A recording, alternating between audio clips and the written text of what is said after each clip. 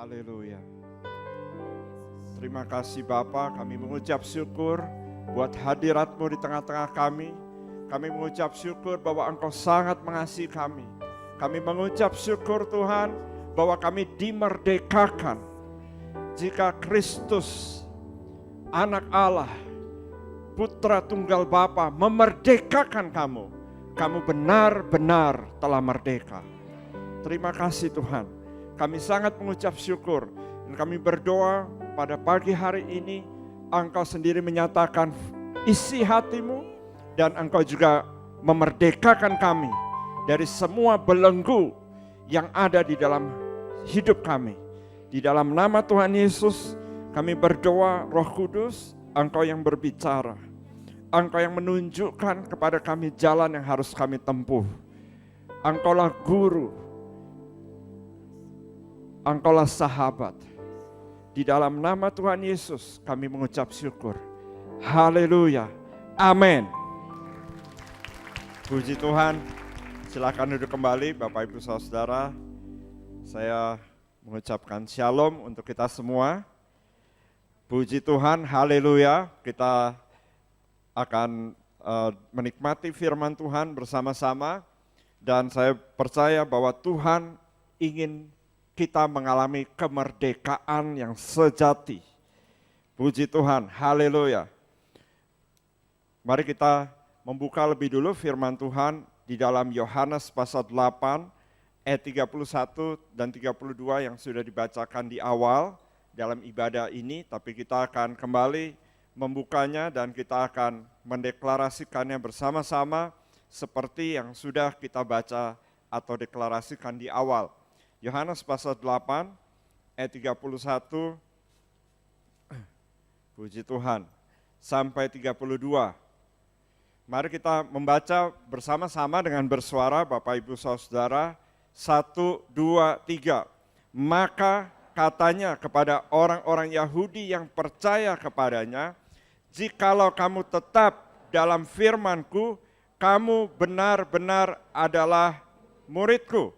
Dan kamu akan mengetahui kebenaran, dan kebenaran itu akan memerdekakan kamu. Haleluya. Bapak Ibu Saudara, kita akan mendeklarasikan firman ini sama-sama. Angkat tangan kita, satu tangan kepada Tuhan. Nah, sama seperti waktu deklarasi kemerdekaan Indonesia, mereka juga mengangkat tangan dan mendeklarasikannya. Kita juga mendeklarasikannya bersama-sama. Katakan bersama saya, haleluya. Katakan bersama saya percaya. Katakan sekali lagi, saya percaya bahwa jika saya tetap dalam firman Kristus, maka saya adalah murid Kristus. Dan kalau saya benar di dalam kebenaran, maka saya mengalami kemerdekaan selama-lamanya. Haleluya. Berikan sorak-sorai, katakan haleluya. Amin. Puji Tuhan. Bapak Ibu Saudara, ayat yang baru kita baca adalah ayat kemerdekaan. Yaitu kebenaran yang bisa memerdekakan. Saya mengucap syukur bahwa pada zaman dahulu, bahkan juga masih sampai zaman sekarang, orang-orang berusaha dengan kemerdekaan atau mendapatkan kemerdekaan dengan fisik, tetapi kemerdekaan yang sejati itu dimulai dari dalam roh, dari dalam hati. Dan itu sebabnya di ayat 31 dikatakan, Tuhan Yesus itu berbicara kepada mereka yang percaya kepadanya. Nah, percaya itu di dalam hati, di dalam roh. Nah, saudara-saudara, kita akan melihat satu contoh yang sangat jelas, yang sampai hari ini menjadi perumpamaan atau contoh bagi kita, yaitu umat Israel. Dan waktu saya berbicara Israel, saya tidak berbicara Israel yang hari ini saja, tapi saya berbicara Israel apa yang ditulis di dalam Alkitab. Pada waktu mereka belum merupakan satu bangsa, mereka masih hanya satu keluarga, keturunan Yakub, karena Yakub diubah namanya oleh Tuhan menjadi Israel, maka mereka mengatakan kami ini kaum atau kami ini adalah keluarga dari Israel. Mari kita lihat kitab Keluaran. Keluaran 32. Apakah kita benar-benar merdeka? Kita akan lihat Keluaran 32. Di dalam Keluaran 32, Bapak Ibu Saudara, kita akan lihat ayat 22 sampai 24. Saya akan bacakan ayat 22 sampai 24. Tetapi jawab Harun, janganlah bangkit amarah tuanku. Engkau sendiri tahu bahwa bangsa ini jahat semata-mata. Mereka berkata kepadaku, buatlah untuk kami Allah yang akan berjalan di depan kami, sebab Musa ini orang yang telah memimpin kami keluar dari tanah Mesir, kami tidak tahu apa yang telah terjadi dengan dia.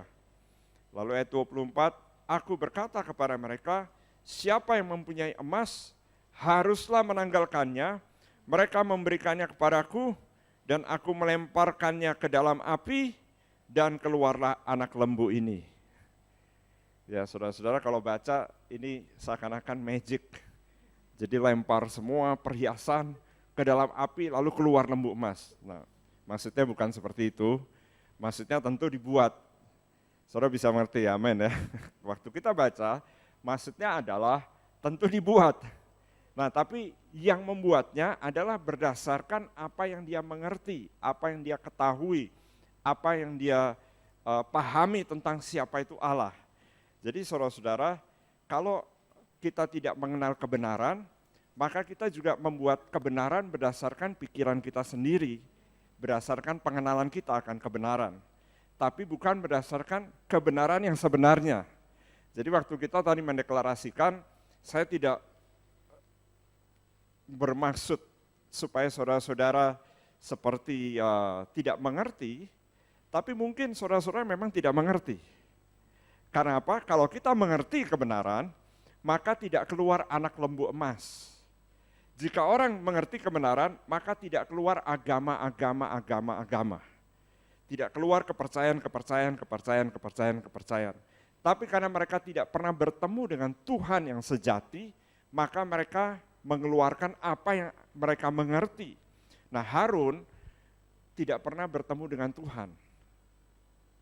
Tentu nanti setelah ini kita baca dia bertemu dengan Tuhan.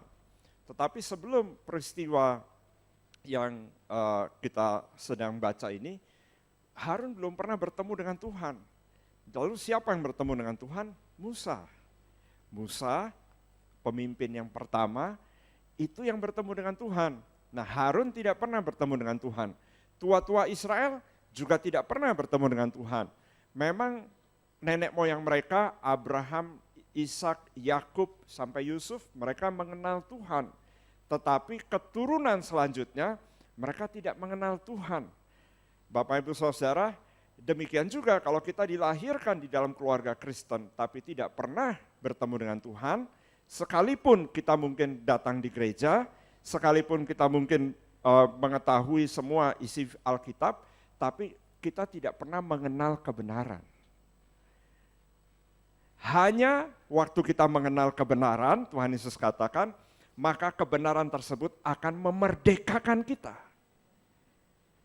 Sekalipun kita ada di dalam ruangan yang disebut ruangan ibadah, tetapi kalau kita tidak pernah bertemu dengan kebenaran, maka kebenaran tersebut tidak akan memerdekakan kita. Puji Tuhan, haleluya. Firman Tuhan katakan di bagian ini, kalau kita mengerti kisahnya, bahwa pada waktu itu, jadi Harun, waktu dia ditanya, tolong buat kami seorang Allah atau satu pribadi Allah. Kalau dia mengenal kebenaran, dia akan berkata yang berbeda dan peristiwa ini mungkin tidak akan pernah terjadi jika dia mengenal kebenaran. Jika saudara-saudara ditanya, tolong ajarkan saya tentang kebenaran. Apakah saudara bisa mengajak atau menuntun orang lain kepada kebenaran? Kita tidak akan pernah bisa menuntun orang lain kepada kebenaran sebelum kita mengenal kebenaran tersebut.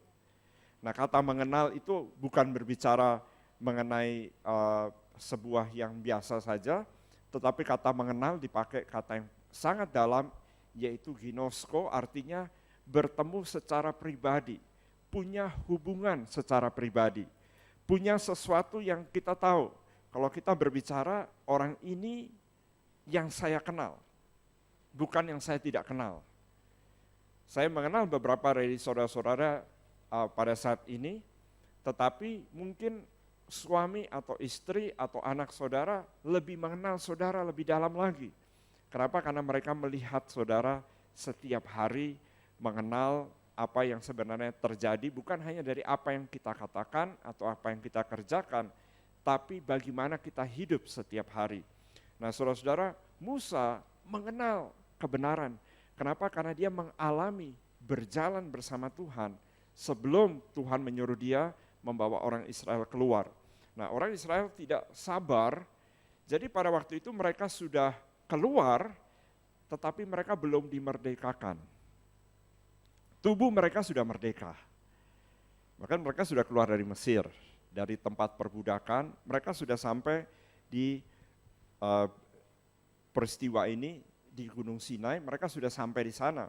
Tetapi mereka belum dimerdekakan. Nah, kalau begitu sebenarnya saudara-saudara, kita harus dimerdekakan dalam apa? Kita harus dimerdekakan dalam 3 area berdasarkan 1 Tesalonika 5 ayat 23. Mari kita lihat. Kita harus dimerdekakan dalam 3 area. 1 Tesalonika 5 ayat 23, saya akan bacakan, Bapak Ibu Saudara perhatikan. Semoga Allah damai sejahtera menguduskan kamu seluruhnya. Nah, kata seluruhnya itu dikasih tahu apa itu seluruhnya, yaitu apa? Roh, jiwa, dan tubuhmu terpelihara sempurna dengan tak bercacat pada kedatangan Yesus Kristus Tuhan kita. Bapak Ibu Saudara, berarti ada 3 area, yaitu roh, jiwa, tubuh. Orang-orang Israel sudah dimerdekakan apanya kalau begitu? Tubuhnya. Tapi belum pernah mengalami kemerdekaan di roh dan di jiwa. Jadi waktu mereka sudah merdeka, mereka tetap mau kembali lagi ke dalam hidup lama mereka karena mereka dimerdekakan di tubuh saja. Mereka belum mengenal kemerdekaan dalam roh dan jiwa. Dan Tuhan sedang membawa mereka untuk mengalami kemerdekaan yang sebenarnya, yaitu kemerdekaan dalam roh dan jiwa juga. Kalau kita baca dalam Keluaran 19, mereka mau dibawa bersama-sama untuk bertemu dengan Tuhan, supaya mereka bertemu dengan Allah yang hidup, yang sebenarnya, supaya mereka tidak membuat bagi mereka patung lembu emas lagi, atau patung-patung lain, atau penyembahan-penyembahan kepada Allah-Allah Tuhan-Tuhan yang lain, supaya mereka mengenal ini loh Tuhan yang benar. Karena waktu kita mengenal kebenaran, kebenaran itu akan memerdekakan kita. Haleluya. Jadi saudara-saudara, apakah mungkin saya sudah menjadi orang Kristen sekian tahun dan saya belum merdeka? Mungkin. Kalau kita belum dimerdekakan dalam roh dan jiwa. Berarti masih ada area-area di dalam hidup kita yang belum dimerdekakan. Mungkin seperti kesaksian yang tadi disampaikan, bahwa mereka bukanlah orang yang tidak pernah membaca Alkitab atau berdoa, tetapi mereka bisa dikuasai. Kenapa dikuasai oleh roh-roh yang lain? Karena mereka belum dimerdekakan. Sehingga orang-orang tersebut, apakah itu orang besar, anak kecil, tidak ada bedanya sebenarnya saudara-saudara, karena yang utama adalah apakah engkau sudah dimerdekakan. Puji Tuhan, haleluya. Mari kita lihat sedikit lebih dalam lagi, yaitu yang pertama mengenai roh. Kalau kita berbicara roh, kita berbicara tentang hati. Mari kita lihat di dalam Yehezkiel 36. Jadi saudara-saudara, yang pertama kali harus kita alami sebelum kemerdekaan yang semuanya adalah berasal dari dalam hati atau dari dalam roh kita.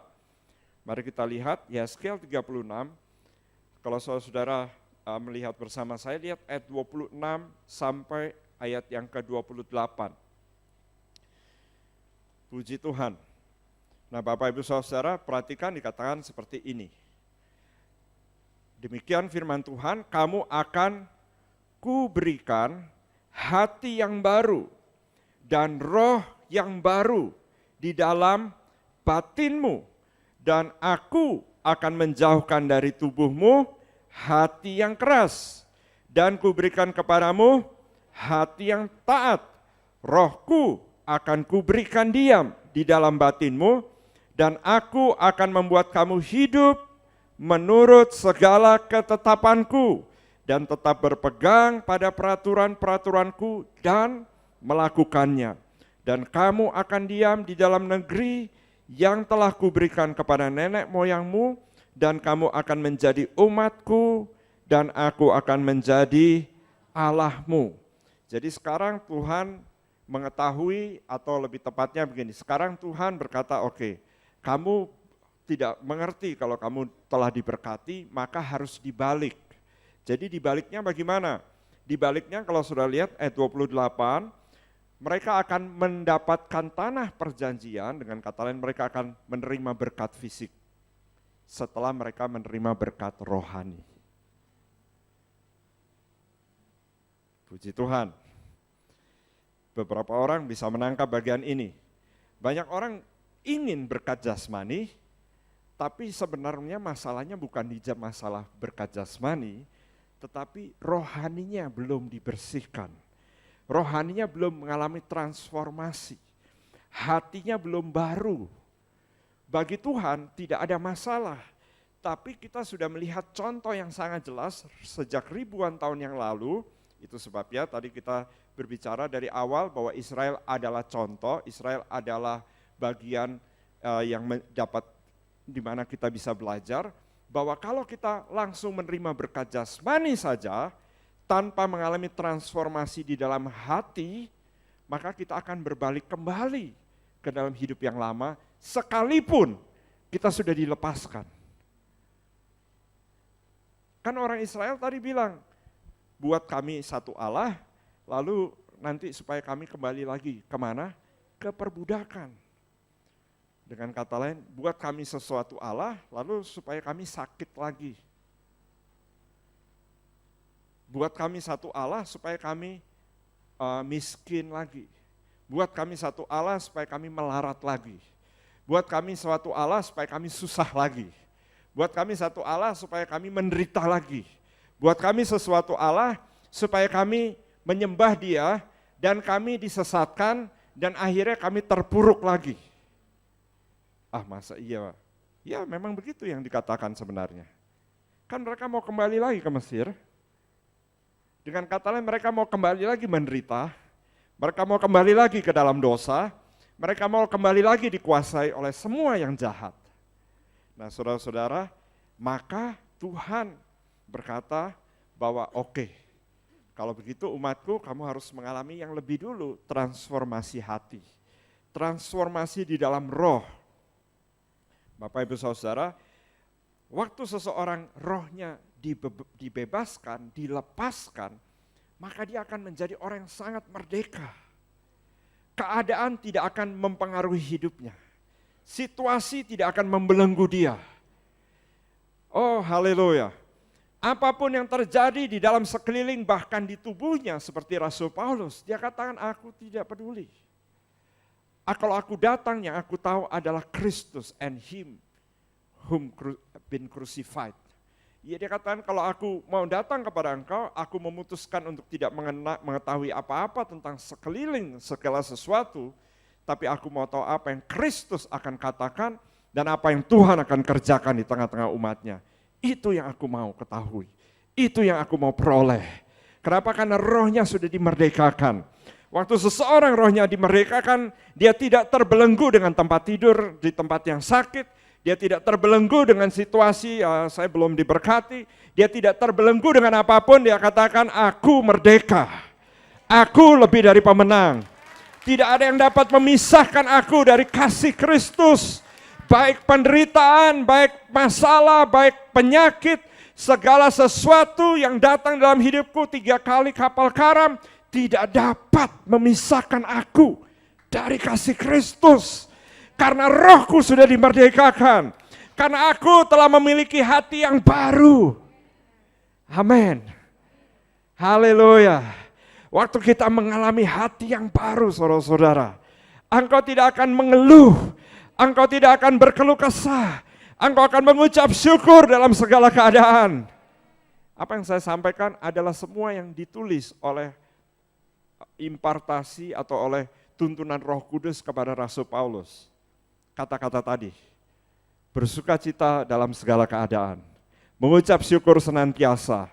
Bahkan tidak jauh dari 1 Tesalonika 5 yang kita baca, di ayat-ayat sebelumnya saudara bisa melihat hal tersebut. Nah, saudara-saudara, kenapa bisa seperti itu? Karena rohnya telah dimerdekakan. Haleluya. Waktu seseorang rohnya merdeka, engkau tidak akan dibelenggu lagi. Tubuh bisa dibelenggu, tetapi rohmu tidak akan terbelenggu. Case bagi Rasul Paulus atau kasus waktu hamba Tuhan itu menulis, dia sedang dalam penjara di kota Roma, dan dia menulis surat-surat yang dikenal dengan surat-surat penggembalaan dia sewaktu dia dalam penjara. Dan dalam surat-surat tersebut, kalau saudara-saudara lihat, benar-benar surat-surat merdeka, bukan surat-surat menderita, bukan surat-surat terbelenggu, surat-surat seorang yang mengenal Tuhan dengan benar, dan kebenaran itu memerdekakan dia. Dia katakan apa dengan jelas? Dia katakan, aku mau melupakan apa yang ada di belakangku. Aku mau mengarahkan tujuan pandanganku kepada apa yang di hadapanku. Dan aku mau berlari. Amin. Orang yang merdeka bisa berlari.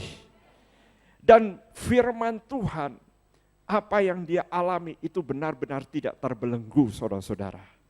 Benar-benar tidak terbelenggu. Kenapa? Karena sampai hari ini khotbah tersebut masih diperdengarkan juga kepada saudara yang mendengar firman Tuhan ini. Itu adalah khotbah dari hamba Tuhan yang hari itu dibelenggu, tapi dia tidak pernah terbelenggu. Kenapa? Karena rohnya merdeka. Jika engkau mengalami kemerdekaan dalam rohmu, engkau benar-benar merdeka. Puji Tuhan, haleluya. Haleluya. Yang kedua, tidak lama saudara-saudara, yang kedua adalah jiwa. Jiwa. Nah, bagian jiwa ini juga sangat penting. Roh nomor 1, tetapi setelah itu jiwa. Sesuai dengan 1 Tesalonika 5 yang kita sudah baca, urutannya jelas. Roh dulu, baru jiwa. Dia tidak dibalik. Dan apalagi kalau banyak orang membaliknya tubuh dulu, tidak. Yang benar adalah roh dan jiwa dulu. Roh nomor 1, jiwa.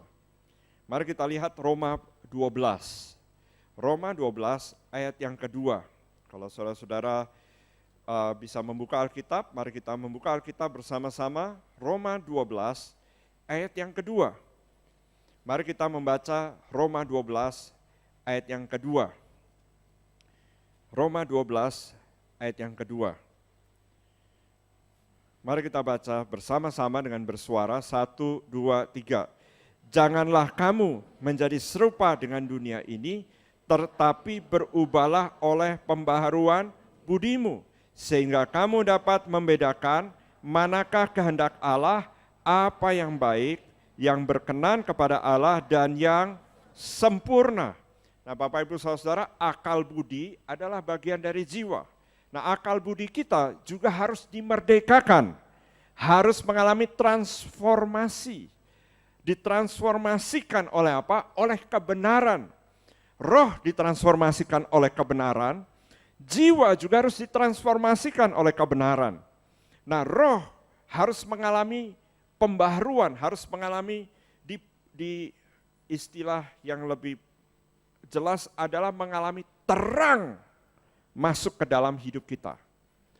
Sebelum kita lanjut ke area jiwa, jadi pada waktu Saulus dalam perjalanan hendak membunuh orang-orang percaya, menangkap orang-orang percaya, membuat orang-orang percaya menderita, di dalam perjalanannya ke Damsyik, lalu dia mengalami peristiwa yaitu terang Tuhan turun masuk ke dalam rohnya dan langsung masuk dan berbicara kepada dia. Saulus, Saulus, Mengapa engkau menganiaya aku? Nah Bapak Ibu Saudara, hanya oleh kebenaran maka kita bisa merdeka. Sepanjang hidup Saulus, dia adalah seorang yang sangat pintar, dia adalah salah satu murid dari Gamaliel pada waktu itu, guru besar nomor 1 di seluruh Israel adalah Gamaliel. Dia adalah murid, dengan kata lain dia adalah penerus dari Gamaliel, dia punya cara berpikir, dia punya kemampuan menghafal kitab-kitab Taurat, bahkan Perjanjian Lama dengan luar biasa. Jadi dia adalah seorang yang sangat pintar, dia punya kemampuan berbicara dalam berbagai bahasa karena kelahirannya dan di tempat di mana dia dibesarkan. Nah Bapak Ibu Saudara, tetapi rohnya harus mengalami satu sinar yang disebut kebenaran masuk. Dan firman Tuhan katakan bahwa waktu sinar tersebut masuk, orang-orang dengar ada sesuatu berbicara, tapi hanya Saulus yang kemudian menjadi Paulus yang mendengar dengan jelas suara tersebut. Nah Bapak Ibu Saudara, kita bisa ada di satu ibadah, orang lain dijamah, engkau tidak merasakan apa-apa. Kenapa? Karena hati kita belum terbuka. Itu sebabnya Tuhan dari awal katakan di Yeskiel 36 tadi yang kita baca, dia ingin memberikan kepada kita hati yang lemah lembut, yang taat. Supaya apa? Supaya pada waktu sinar kebenaran itu masuk ke dalam hidup kita, kita tidak lagi berpikir atau tidak lagi bertanya-tanya tentang sesuatu atau tentang apa yang Tuhan ingin katakan, tapi kita berkata, ya Tuhan, saya percaya. Seperti kesaksian yang tadi disampaikan, ya Tuhan, saya percaya. Apa yang dialami oleh Saulus adalah seperti yang dialami oleh Musa pada waktu dia melihat sinar kemuliaan Tuhan atau Tuhan sendiri turun dalam bentuk nyala api di tengah semak belukar. Demikian juga waktu Tuhan sendiri turun dan berbicara kepada Saulus dalam bentuk cahaya yang luar biasa, maka ada sesuatu yang diubahkan di dalam hidupnya, yaitu di dalam hati, di dalam rohnya. Dan sejak saat itu, perjalanan hidupnya berbeda sama sekali. Apa yang dulu kuanggap keuntungan, kata dia, sekarang kuanggap kerugian. Karena waktu aku mengenal sinar kemuliaan tersebut, segala sesuatu, value, nilai-nilai dalam hidupku pun berubah. Dulu aku anggap untung kalau aku bisa nipu orang. Dulu aku anggap untung kalau aku bisa menang debat. Dulu aku anggap untung kalau dia pukul aku bisa tendang. Maksudnya apa? Kalau dia cuma bisa pukul, saya bisa tendang. Saya balas 2 kali lipat lebih kuat daripada yang dia kerjakan. Dulu aku anggap untung kalau aku bisa lakukan itu. Sekarang aku anggap itu rugi. Aku anggap itu bodoh. Aku anggap itu apa? Sia-sia. Kenapa? Karena ada transformasi di dalam roh. Nah, tapi transformasi di dalam roh harus dilanjutkan di dalam jiwa. Semua katakan jiwa. Nah, jiwa ini juga harus alami. Roma 12 ayat 2 katakan bahwa kita harus dibaharui dalam pembaharuan budi kita. Nah, pembaharuan di dalam budi ini akan berlangsung selama kita hidup. Harus terus-menerus dibaharui. Jadi kita di ayat tersebut dikatakan dapat membedakan. Membedakan, saudara perhatikan kata membedakan. Nah, kata membedakan ini sangat penting karena setiap hari kita diperhadapkan dengan situasi di mana kita harus membedakan mana yang kehendak Allah, mana yang keinginan daging, mana yang merupakan janji Tuhan, jalan yang Tuhan pilih buat kita, mana yang merupakan adalah keinginan kita sendiri, kemauan kita sendiri, termasuk juga pelayanan. Banyak orang berkata, saya melayani Tuhan. Apakah benar kita melayani Tuhan atau kita melayani keinginan diri kita sendiri? Karena kalau kita melayani Tuhan, saya pakai contoh kembali, Saulus, dalam pikiran dia melayani Tuhan. Dia bergiat untuk Tuhan. Itu pengertian dia. Karena belum dibaharui oleh pembaharuan budinya. Tapi waktu dia dibaharui oleh pembaharuan budinya, dia mengerti, oh semua selama ini yang saya kerjakan, itu semuanya adalah sia-sia. Bahkan kalau saya tidak dilepaskan akan membawa kepada hukuman maut, hukuman kekal. Sia-sia semua yang saya kerjakan, sia-sia semua kesetiaan saya, sia-sia semua yang saya sudah lakukan sampai saya bertemu dengan dia pada waktu saya berjalan tersebut. Dan terang kebenaran tersebut memerdekakan saya. Nah, saudara-saudara, waktu dia sudah dimerdekakan, dia juga butuh orang-orang untuk menunjukkan jalan kepada dia. Dia butuh Ananias yang memberitahu kepada dia apa yang akan terjadi dalam hidupnya.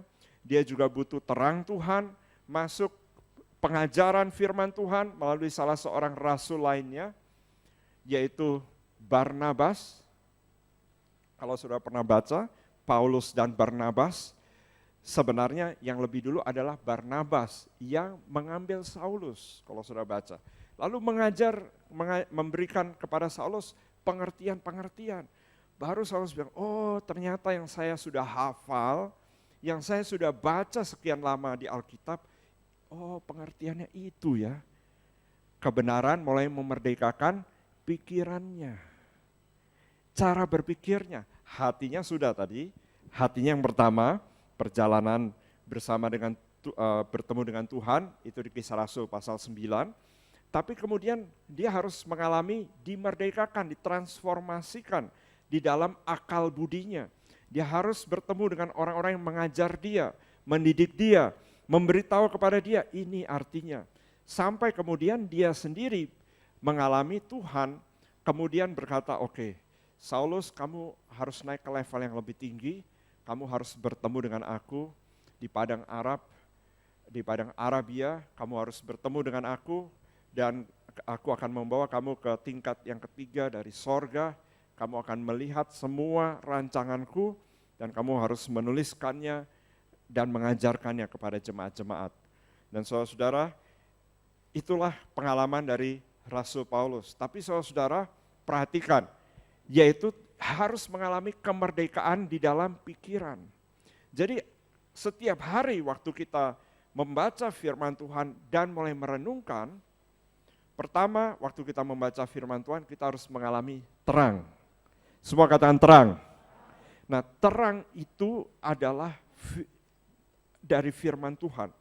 Firman Tuhan adalah pelita bagi kaki kita dan terang bagi jalan-jalan hidup kita. Nah, di dalam Yohanes pasal 1 juga dikatakan firman Tuhan itu adalah terang hidup manusia di ayat yang keempat. 1 ayat yang keempat Yohanes. Firman Tuhan adalah terang bagi manusia. Jadi firman Tuhan itu memberikan terang ke dalam hati kita dan mengubahkan hati kita.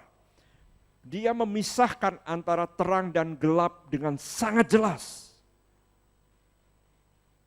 Saudara pernah baca amin di Kejadian pasal 1? Dia memisahkan terang dan gelap dengan sangat jelas. Firman. Kalau tidak firman, maka terang dan gelap itu samar-samar. Saya pernah mendengar orang-orang berkata, Pastor, saat ini kebenaran, kesungguhan hati dan kebohongan itu samar-samar. Saya bilang kamu yang kurang terang. Sebab kalau kita ada di dalam terang, terang dan gelap itu jelas. Tidak samar-samar saudara-saudara. Tidak ada namanya dosa abu-abu. Tidak ada namanya bohong putih. Bohong itu gelap. Amin. Ada 2 orang yang berkata amin. Yang lain samar-samar. Bohong itu gelap. Terang itu terang. Jika ya, katakan ya. Jika tidak, nah saudara juga harus jawab juga. Dalam terang Tuhan. Dan kembali ke jiwa. Jadi waktu jiwa kita dimerdekakan, cara berpikir kita terus-menerus dimerdekakan, kita akan mengalami, oh yang dulu aku anggap keuntungan, sekarang aku anggap rugi. Rugi kalau aku menipu. Rugi kalau aku dapat untung dari menginjak orang lain. rugi kalau aku mendapat untung dari menggetok teman saya getok. Kebetulan dia bilang pelanggan setia, saya getok saja dia. Nah dulu kita nganggap, wah untung, wah ini berkat dari Tuhan. Nah waktu kita mengenal kebenaran kita bilang, oh ini bukan berkat dari Tuhan, ini kutuk ini yang sedang saya jalani ini. Puji Tuhan, haleluya. Saudara bisa mengerti? Jadi waktu kita, kenapa kalau tidak nanti kita keluar tadi, lembu emas lagi.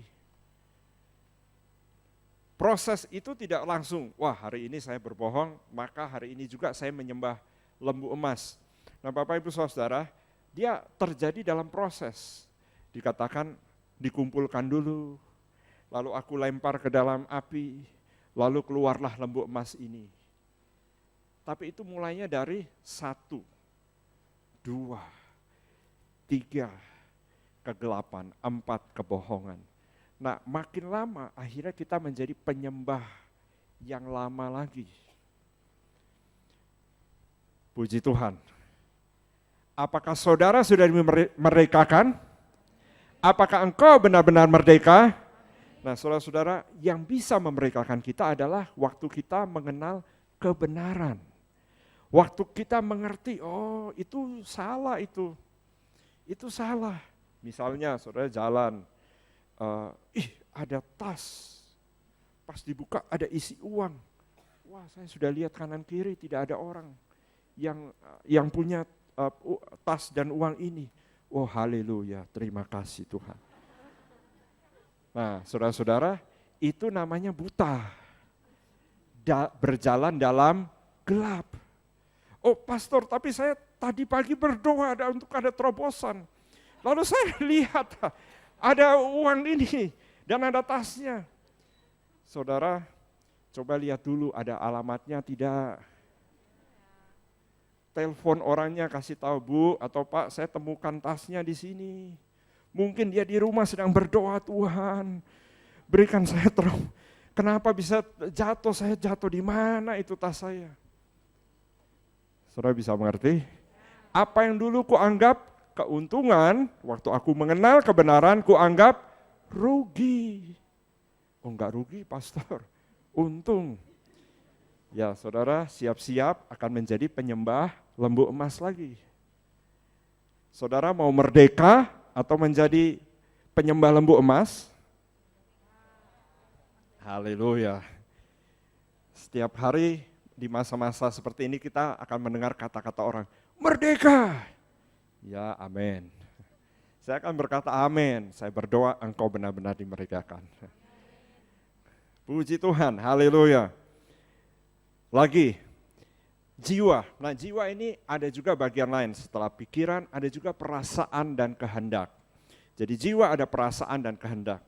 Nah perasaan kita ini biasa dimainkan. Perasaan ini biasa dimain-mainkan oleh keadaan, oleh situasi. Tapi waktu kita dimerdekakan di dalam jiwa, maka perasaan kita juga tidak dimain-mainkan. Contoh, saudara bertemu dengan orang, wah dia ngomongnya benar loh. Apa yang dia katakan benar tuh kayaknya dari awal sampai akhir. Dia pakai mengundang nama Apostol Daniel Henubau lagi. Wah ini pasti benar. Wah perasaan saya kayaknya ini benar, karena sudah memakai nama Apostol Daniel Henubau.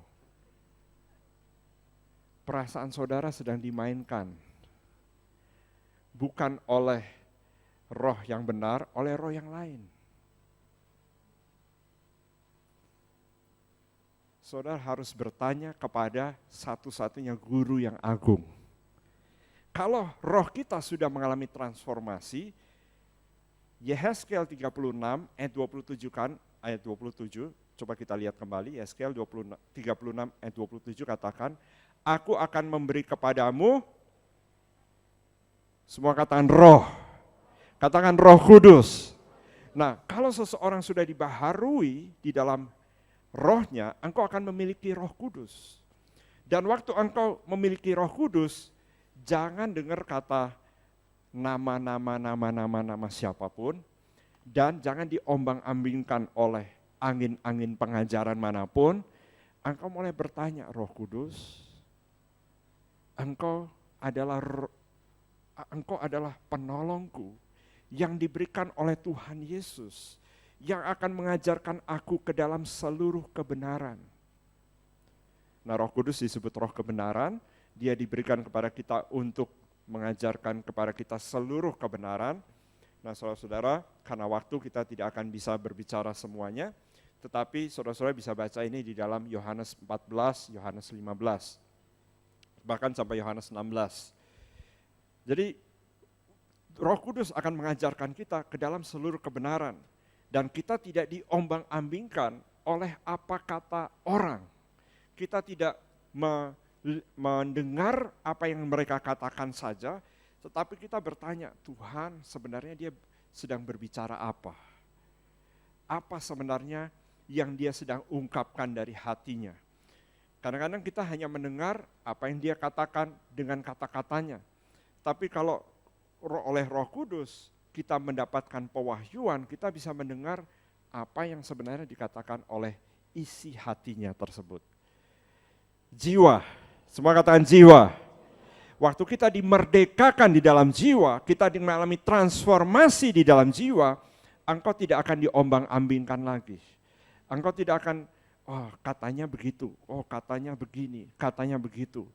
Waktu engkau mendengar berita, engkau akan berkata, Roh Kudus, mana yang benar? Engkau bukan kata, oh itu menurut kata badan tersebut. Oh ini menurut kata si A. Oh ini menurut kata dokter B.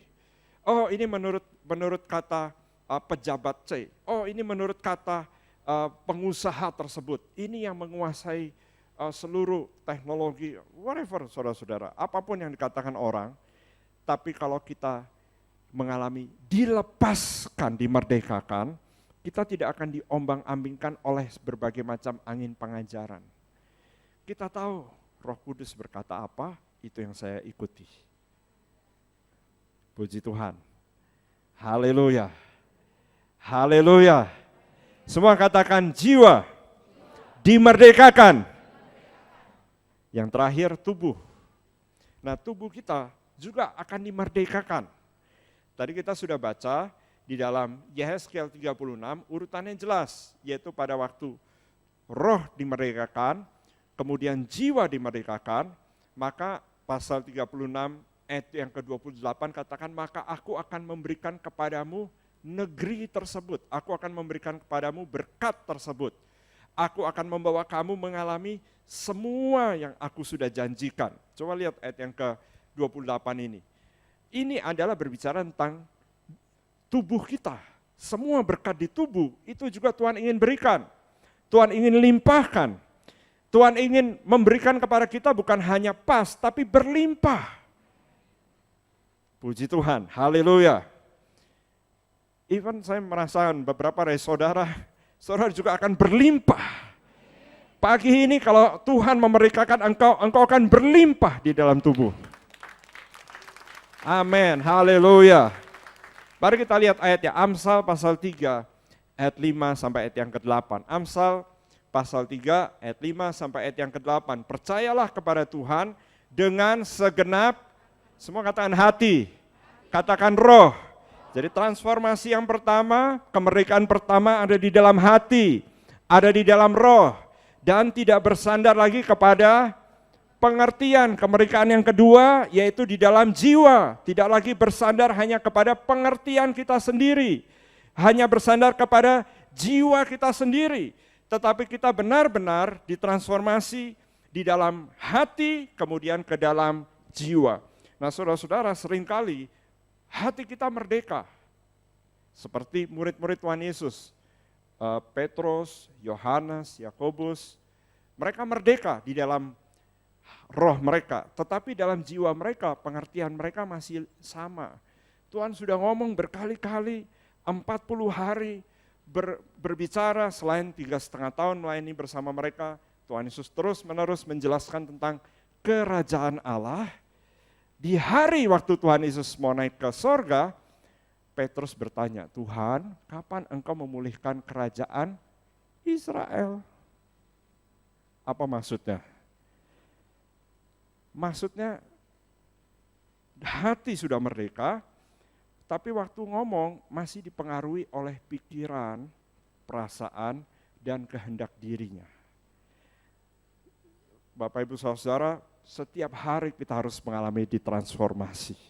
Supaya apa? Supaya roh kita yang sudah merdeka tidak lagi dipengaruhi oleh pikiran, perasaan, dan kehendak kita yang masih terus-menerus harus ditransformasi. Jadi pikiran dari Rasul Petrus dan murid-murid yang lain masih belum merdeka pada waktu itu. Pikiran mereka masih belum mengalami transformasi. Sampai mereka mengalami transformasi, bahkan sampai di Kisah Rasul 10, mereka juga belum mengalami transformasi. Walaupun tanda-tanda ajaib berkuasa. Itu sebabnya saudara bisa melihat, oh hamba-hamba Tuhan ini luar biasa kuasanya, luar biasa karunia-karunia yang bekerja dalam hidupnya. Tapi jiwanya belum ditransformasi. Nilai-nilai dalam hidupnya masih belum mengalami terobosan. Masih belum di breaking oleh Tuhan. Nanti kesempatan lain kita berbicara mengenai bahwa Tuhan menghancurkan untuk membentuk kita baru. Nah saudara-saudara, belum mengalami hal tersebut, belum mengalami diubahkan. Jadi waktu kita lihat, wah luar biasa tanda-tandanya. Tapi kalau dia masih seperti begitu ya dalam hidupnya. Nah saudara-saudara, di bagian jiwa tersebut. Nah sekarang di tubuh, mari kita lihat Amsal pasal 3, katakan bahwa dia tidak berhenti sampai di transformasi hati atau roh, tapi dia terus berlanjut sampai transformasi jiwa dan akhirnya sampai di tubuh. Mari kita lihat ayat yang ke-6. Akuilah dia dalam segala lakumu, maka ia akan meluruskan jalanmu. Kalau seseorang sudah mengalami kemerdekaan yang sejati dalam roh dan jiwa, dia tidak lagi berjalan menurut kehendaknya.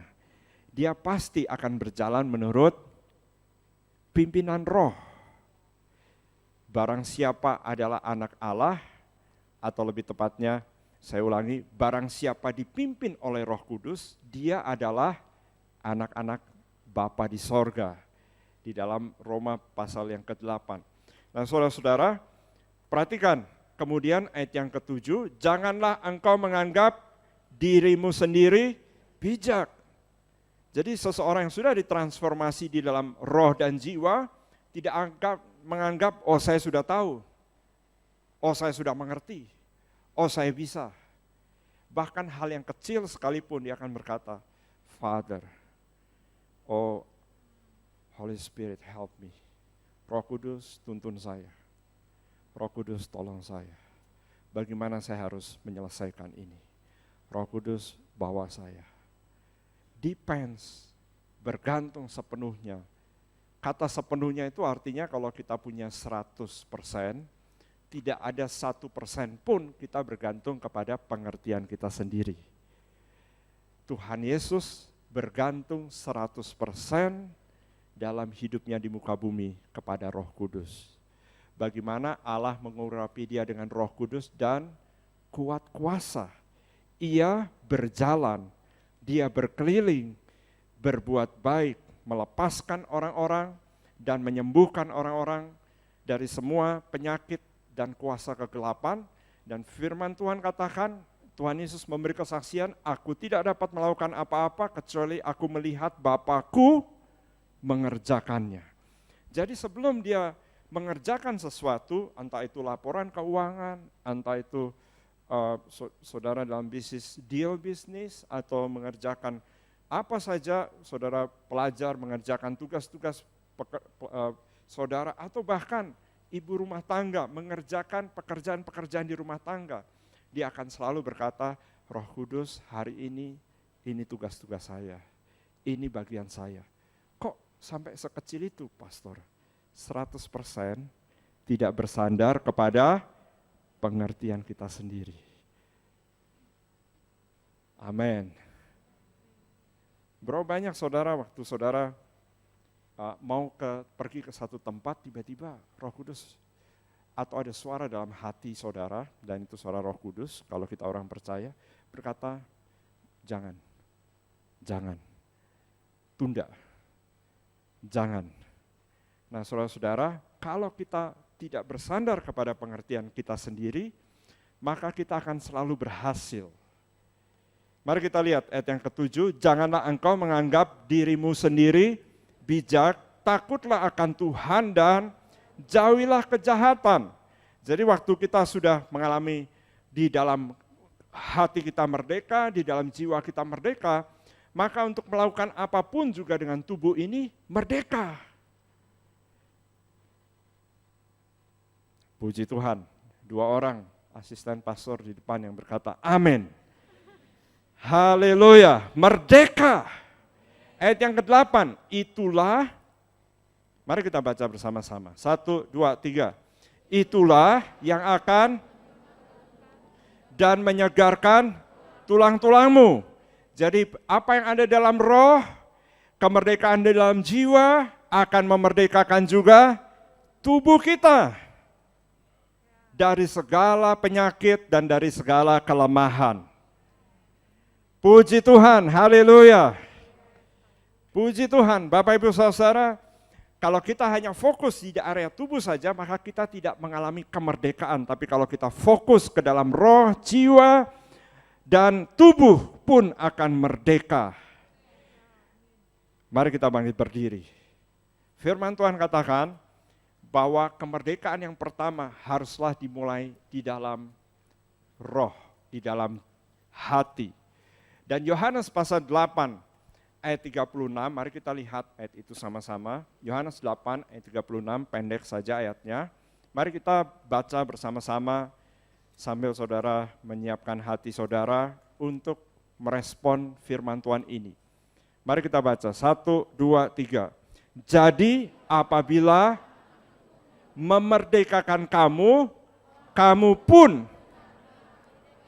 Bapak Ibu Saudara, tidak ada satu pribadi yang dapat berkata memerdekakan kamu. Tidak ada satu pribadi di muka bumi ini yang dapat berkata, jika kamu mengenal aku, kamu akan merdeka. Tidak ada satu orang pun kecuali Kristus.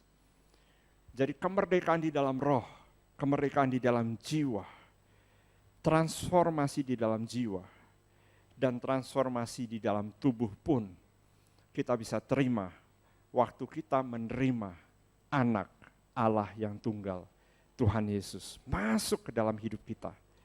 Nah Bapak Ibu Saudara, proses ini akan dialami dan harus dialami oleh setiap orang jika mereka mau masuk dalam kerajaan sorga.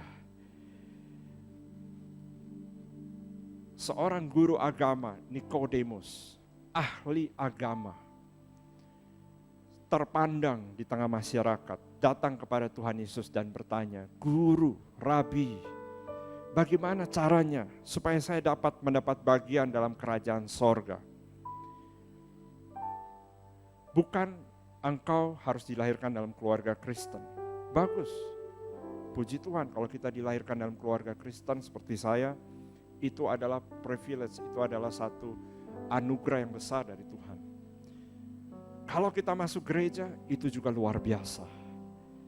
Itu sangat luar biasa. Kalau kita ada di dalam komsel, itu juga dahsyat. Tapi tidak akan membuat apa-apa sebelum Tuhan katakan, yang dari roh adalah roh, yang dari daging akan tetap selama-lamanya daging. Engkau harus mengalami transformasi di dalam roh, diberikan hati yang baru, dan kemudian dibaharui dalam pembaharuan budimu, terus menerus dibaharui dan tidak berhenti. Kalau kita bisa melihat kembali, minta tolong di pasal Yohanes pasal 8 tadi, di ayat yang sebelumnya ayat 32. Jika kamu, ayat 31 maaf, dikatakan, maka katanya kepada orang-orang Yahudi yang percaya kepadanya, jikalau kamu tetap, berhenti sampai di sana, semua katakan tetap. Nah banyak dari kita sudah masuk sudah keluar dari hidup lama, tapi kembali lagi ke dalam hidup lama. Tuhan katakan, jikalau kamu tetap itu artinya tidak berubah. Situasi berubah, tapi saya tetap. Apa yang Tuhan katakan dalam firman-Nya, itu yang saya akan tetap. Itu yang saya akan tetap pegang. Kalau saudara dengar kesaksian yang tadi disampaikan di awal dari ibadah ini, waktu dia tetap memegang firman Tuhan tersebut, maka firman Tuhan itu menjadi kenyataan dalam hidupnya. Waktu seseorang tetap dalam kebenaran, maka apa yang kebenaran tersebut telah memerdekakan rohnya, engkau akan lihat kebenaran tersebut mentransformasikan jiwamu dan tubuhmu juga. Maka engkau berkata, oh kenapa berkat-berkat itu mengalir? Yes, karena kebenaran itu tidak berubah. Tapi jikalau engkau tetap di dalam kebenaran, maka baru kebenaran itu akan memerdekakan engkau. Tetap, semua katakan tetap. Angkat kedua tanganmu, katakan, terima kasih Bapa. Terima kasih Tuhan Yesus. Terima kasih Bapa. Terima kasih Tuhan Yesus. Hari ini saya mendeklarasikan bahwa saya akan hidup dalam kebenaran dan tetap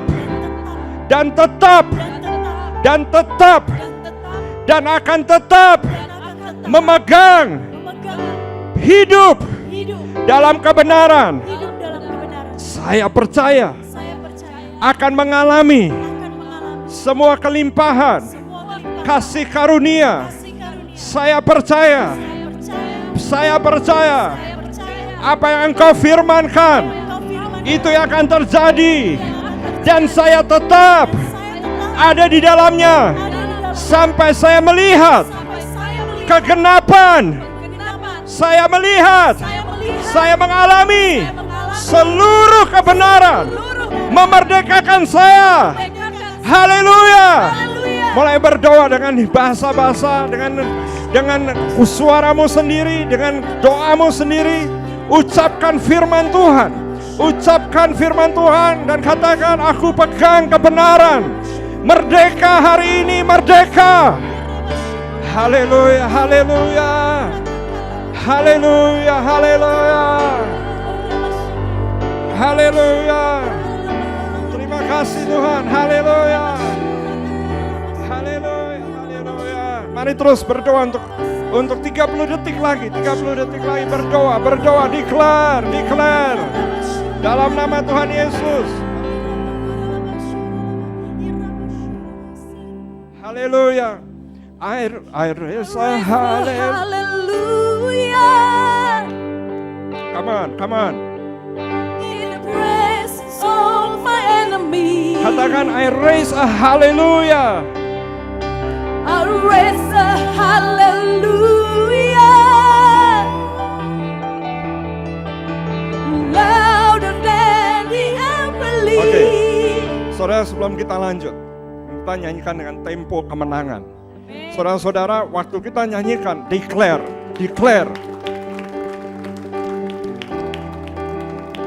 Nah, waktu kita declare dari rohmu dan dari jiwamu, dan akan mengalir keluar ke dalam seluruh tubuh.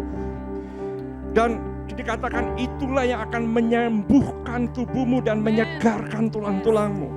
Tapi juga bukan hanya itu yang membuat apa yang kau kerjakan dengan tanganmu berhasil. Itu akan membuat apa yang kau katakan akan berhasil. Dari mana? Dari rohmu.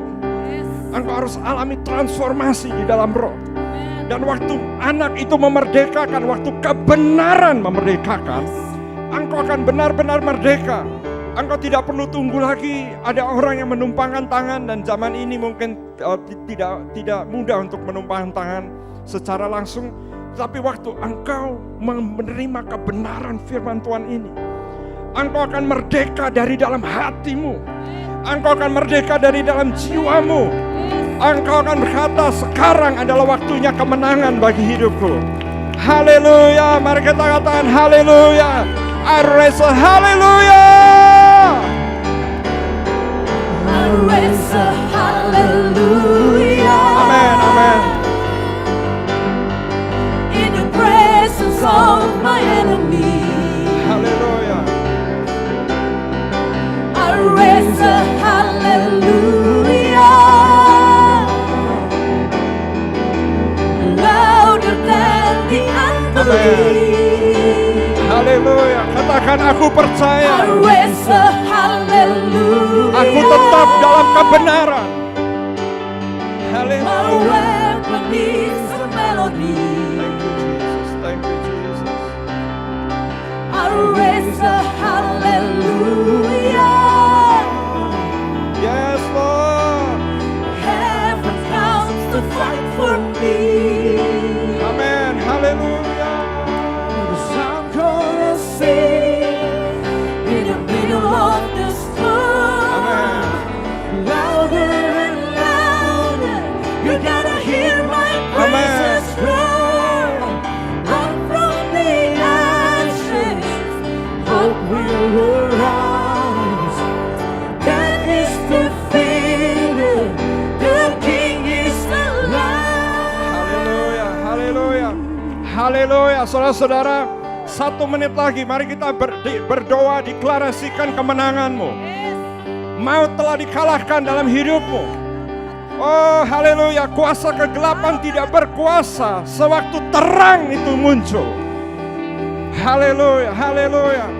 Tidak ada yang sanggup menahan kekuatan terang. Kegelapan tidak akan bertahan.